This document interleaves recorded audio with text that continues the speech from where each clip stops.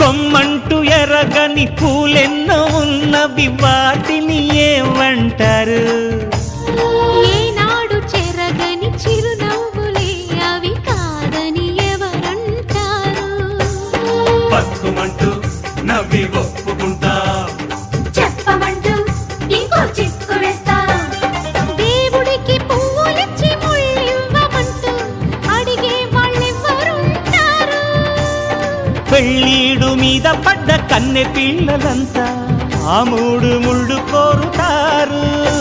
బాగానే సెలవిచ్చారు, మీ మగవాళ్ళేం చేస్తారు? మీ నోచే నోముల ఫలితం ఏమంటారు? ఓ